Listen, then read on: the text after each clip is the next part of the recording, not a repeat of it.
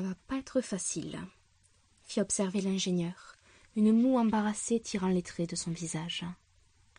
Les 4 aventuriers venaient de trouver le repère des bandits dont ils suivaient la trace depuis plusieurs heures. Le bourgmestre du coin, s'étant fait dérober une ancienne relique de grande valeur, avait chargé nos compères de la récupérer, en échange d'une belle récompense. Par ce temps hivernal, seul l'argent et le matériel de bonne qualité étaient en mesure d'être de maigres lots de consolation pour une quête aussi ridicule.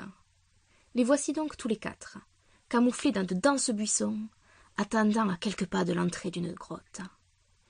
Lumière, Eden et Wilfrid se trouvaient quelques mètres plus loin, à l'abri de tout regard.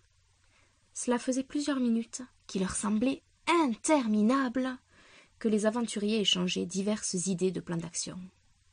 « Bon, je pense que je n'ai pas d'autre choix, » souffla alors Shin en se retroussant les manches. Les yeux fermés, il prit une profonde inspiration et d'une gestuelle gracieuse, il invoqua son adorable élémentaire de glace. La petite créature apparut, comme sortie d'une bulle invisible qui aurait éclaté devant le nez de son maître. Pop! Elle se réceptionna agilement sur le sol recouvert de neige, en une petite pirouette. Puis elle se redressa, triomphante, les bras en l'air, en baragouinant d'enthousiastes salutations dans son langage bien à elle. « Hey, Icy, tu as l'air en grande forme !» L'invocation acquiesça d'un cordial signe de tête et prononça quelques sons sur un ton interrogatif, les bras toujours tendus en direction de l'archer, un grand sourire illuminant son mignon minois. « Icy, j'aurais besoin de tes compétences. » La petite créature, le regard déçu, baissa les bras, puis osa poser une question supplémentaire, très certainement pour savoir en quoi consiste la demande de son invocateur. « Il faudrait que tu rentres discrètement dans cette grotte, et que tu me montres tout ce que tu y vois à l'intérieur. » Icy prit alors un air timide. Joua du bout du pied, dessinant un arc de cercle dans la neige, et murmura quelques mots sur un discret sourire qui se voulait attendrissant. « On verra ça plus tard. » L'expression du petit élémentaire vira du choc à la colère, en passant par la triste déception.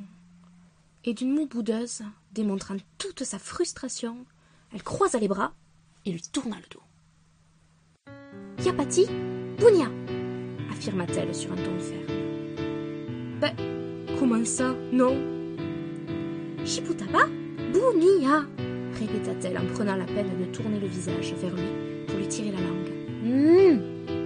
Mais Shin était sur le point de faire éclater sa colère face à ce caprice d'invocation gâtée, jusqu'à ce que la petite créature vienne à vider son sac. Parfois sur le ton de la colère, parfois avec des sanglots lui nouant la gorge. Tout ce dont on pouvait comprendre était qu'elle gardait ça sur le cœur depuis un bon moment. Mais Icy, la petite poupée de glace poursuivit sa tirade. Elle ne pouvait plus s'arrêter. L'abcès était crevé et des larmes cristallines en coulaient, telle une cascade le long de ses joues. Le demi-élémentaire ne savait quoi répondre à cela. Il faut dire qu'il ne s'attendait pas à une rébellion doublée d'une détresse affective de la part de son adorable invocation. À la fois gêné et ému, il regarda tour à tour ses compagnons, reflétant tous sur leur visage cette incompréhension totale quant à les disputes qui venaient d'éclater devant eux. Alors qu'Icy pleurait des perles glacées, l'archer tenta un geste d'affection envers elle, pour démentir ses propos, mais elle l'esquiva, on ne sait trop comment. Hermal marmonna quelques mots, ponctués d'une tape sur la main de son invocateur, avant de s'éloigner du groupe, dans le sens opposé à l'entrée de la grotte. Puis elle s'arrêta net, se retourna vers les aventuriers, les yeux dégoulinants de pleurs retenus, laissa son regard implorant de compassion jongler entre Eden, Wilfrid et Lumière, avant de le diriger vers Shin, la colère sur son visage. Elle lâcha encore quelques onomatopées à son encontre et disparut de la même façon qu'elle était apparue, laissant un demi-élémentaire tout pantois. Vous savez ce que c'est, vous, la nuit du solstice hivernal ?» parvient-il à demander à ses compagnons, après plusieurs secondes d'absence et de silence. Le cheval, la louve et le chaton dressèrent leurs oreilles à ces mots et s'intéressèrent davantage à la conversation. tandis que les 3 autres aventuriers affichaient des yeux de merlan frit.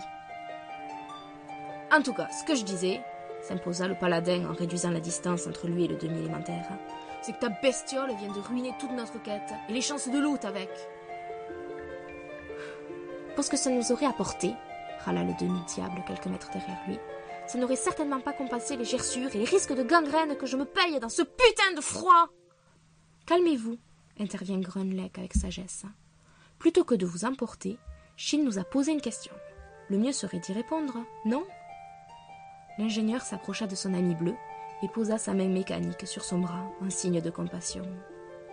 Le solstice hivernal a lieu dans 3 jours, poursuivit le nain sous les regards enjoués de leurs familiers. Par contre, je ne sais pas vraiment ce qui a lieu cette nuit-là. Lumière et Eden affichèrent une mine dépitée, tandis que la déception se lisait dans les yeux brillants de Wilfrid. Dans un bon nombre de régions du cratère, on célèbre le solstice d'hiver en échangeant des cadeaux, lors d'un bon repas qui est censé durer toute la nuit, enseigna alors l'érudit du groupe.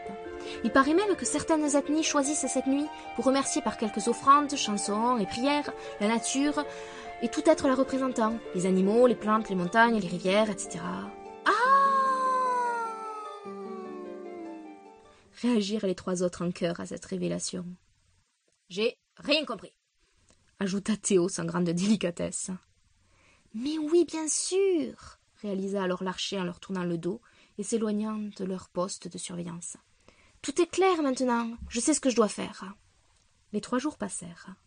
Les 4 amis avaient trouvé refuge dans une ancienne cabane de garde forestier, à 1 heure de marche d'un village plus à l'est. Tout le monde s'affairait à préparer la soirée. Grunleck préparait le repas. Un digne festin, dont le fumet alléchant aux notes épicées et légèrement sucrées embaumait la pièce depuis le coin cuisine. Shin s'occupait de la décoration, en projetant des guirlandes de cristaux de glace le long des plinthes du plafond, le tout en fredonnant avec entrain une joyeuse mélodie. Bob comptait les cadeaux que tout le monde avait préparés et s'amusait à les cacher dans les moindres recoins de la pièce, en prenant garde que personne ne le regarde à ces instants précis. Quant à Théo, il fut de corvée de dressage de table, qu'il décorait avec goût, malgré le peu de moyens à leur disposition, en ne manquant pas de ponctuer chacune de ses actions d'un lourd soupir, ou de quelques noms d'oiseaux marmonnés par-ci par-là. Les dernières lueurs du jour se diluèrent dans le bleu encre du ciel, sonnant l'heure de la nuit du solstice hivernal. Le pyromage alluma du bout de l'index les bougies disposées sur la table et le mobilier de la pièce pour une ambiance chaleureusement tamisée. « Eh bien, soupira-t-il satisfait, je crois que tout est prêt. Grunleck !»« Je peux d'ores et déjà servir les entrées, » annonça le nain, les assiettes déjà dans ses mains. « Parfait. Théo ?»« Oui, bon, ça va, » râla l'inquisiteur en se dirigeant vers la porte d'entrée de la cabane. « Mais je suis pas sûr que Lumière va pouvoir passer. »« Mais si, passe. Cesse de râler et ouvre-leur la porte. » L'humain s'exécuta, non sans soupir, ouvrit la porte et appela Wilfrid, Eden et Lumière, qui attendaient patiemment dehors sous un abri à bois. Une fois les fidèles compagnons à 4 pattes à l'intérieur, non sans difficulté pour le destrier, Bob adressa un doux sourire à l'archer. Le demi-élémentaire acquiesça d'un signe de tête, se retroussa les manches et prit une profonde inspiration, le cœur serré. De la gestuelle habituelle, il lança le sort d'appel d'Aïssi. La petite créature apparut comme à l'accoutumée, au niveau de son visage, atterrit gracieusement sur le plancher de la cabane et prit une pose boudeuse, les yeux fermés, sans prononcer un mot. Shin échangea un regard gêné avec ses compagnons, puis s'accroupit pour se rapprocher de son petit élémentaire. « Aïssi !» tenta-t-il d'attirer son attention d'une voix douce. « Nous avons une surprise pour toi !»